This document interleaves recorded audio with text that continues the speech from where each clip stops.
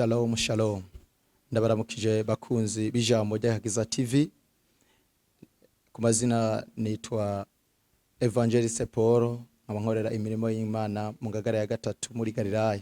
Ndabahaye ikaze mu ijambo ry'Imana dusanga mu gitabo cha Zaburi igice c'125 ku murongo wa mbere kugera ku murongo wa gatatu. Turasoma mu izina rya Yesu Kristo. Aravuga ngo abizigiye Uhoraho bameze nk'umusozi Siyoni udashobora kunyiganyizwa, ariko wama ushimangiye gushitsa ibihe bidashira. Nkuko imisozi ikikije Yerusalemu, niko Uhoraho akikije abantu biwe, uhereye none ugashitsa ibihe byose. Nkuko icumu ry'ubugabe ry'abanyakibi ritazokwama rishinze mu mugabane w'abagororotsi, abagororotsi boye kuramvurira amaboko ibigabitanyo. Twakire neza ijambo ry'Imana. Turi ku mutwe w'ijambo rivuga ngo wizigire Uhoraho. Amen. Nshuti mukundwa, dusomye ijambo ry'Imana rivuze ngo wizigire Uhoraho. Birashoboka kuba wizigiye abantu bakaguhemukira, birashoboka kuba wizigiye bamuyomba baraguhemukira, birashoboka kuba wizigiye inshuti baraguhemukira, imiryango iraguhemukira, ariko narinje kukubwira ngo izigira Uhoraho, niwe ashoboye byose. Twasomye ijambo rivuga ngo nkuko imisozi ikikije Yerusalemu, niko Uhoraho akikije abantu biwe. Mukundwa mwene data, ndagomba ndakubwire ngo aho uri hose Uhoraho arakuzigamye, aho uri hose Uhoraho ari kumwe nawe. Amen. Niwizigira Uhoraho uzabona imirimo myiza n'ibitangaza Imana ikora. Amen. Haleluya. Hari ijambo dusomye rivuga ngo ku murongo wa gatatu, nkuko icumu ry'abanyakibi ritazokwama rishinze mu mugabane w'abagororotsi. Amen. Mukundwa, birashoboka kuba hari icumu ry'ibyaha byagucumise, birashoboka kuba hari icumu ry'ubukene, birashoboka kuba hari icumu ry'indwara, birashoboka kuba hari icumu ry'agasuzuguro, ariko nagomba ndakubwire ngo muri ayo macumu yose niwizigira Uhoraho, niwe azoshobora kukugirira neza. Amen. Haleluya. Mwene data, nenje kubwira ngo izigira Uhoraho kuko abantu barahemuka. Amen. Haleluya.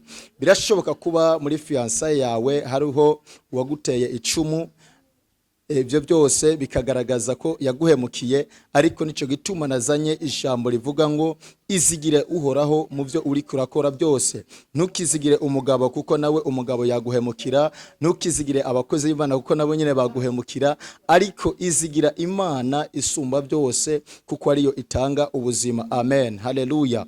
Mukundwa mwene data, aya n'amagambo avuze ngo niwizigira Uhoraho nta kintu na kimwe kizoshobora kukunyigagiza. Niwizigira Uhoraho intambara zose uzozigwana kandi uzozinesha. Amen.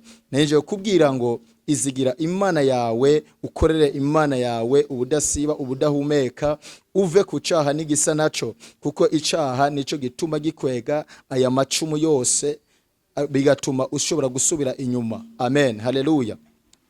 Ijambo rero twasomye riravuze ngo uwizigiye Uhoraho ameze nk'umusozi Siyoni adashobora kunyiganyizwa ibihe byose.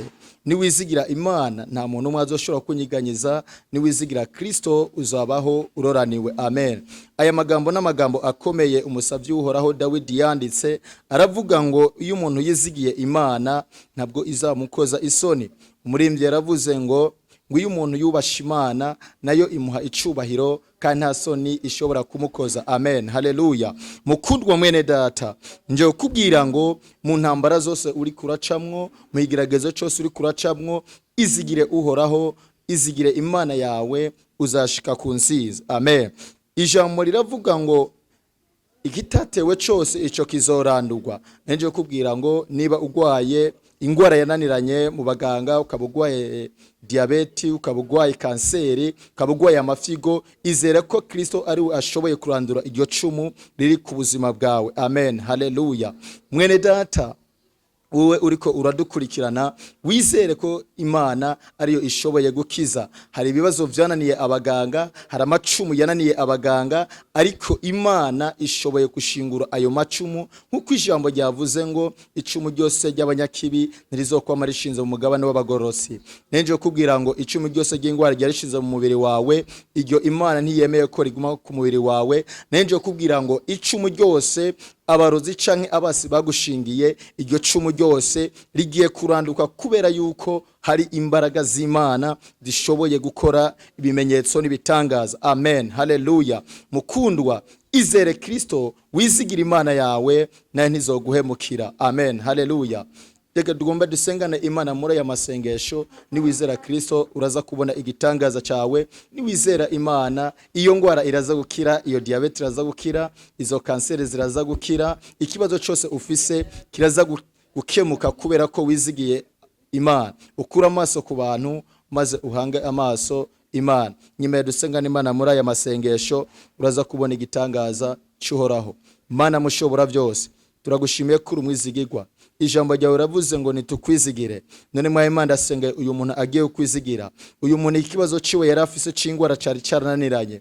Ndizera ntakekeranya ko uwakwizigiye wese atamusi numwe azigira ko gwisoni. Ndasengeye umuntu wese yarafite icumu ry'ibyaha ryamubuza kukugororokera. Iri cumu turarishinguye. Turashinguye iri cumu ry'ubukene. Turashinguye iri cumu ryose ry'agasuzuguro. Turashinguye icumu ryose abasi bari barashinze. Mwizina rya Yesu Kristo, umuntu wese yakwizigiye abone ibimenyetso n'ibitangaza, uwahemukiwe ngwino Mwami Imana wongere umuvure kandi umugire neza, maze ibimenyetso n'ibitangaza bikomeze kugaragara mu bera bawe. Urakoze kibirengeye kandi kuvyumvise. Umuntu wese agiye kuzashinga intaye kubwira ijambo ryawe, mwizina ryawe Yesu Kristo wapfuye akazuka. Amen.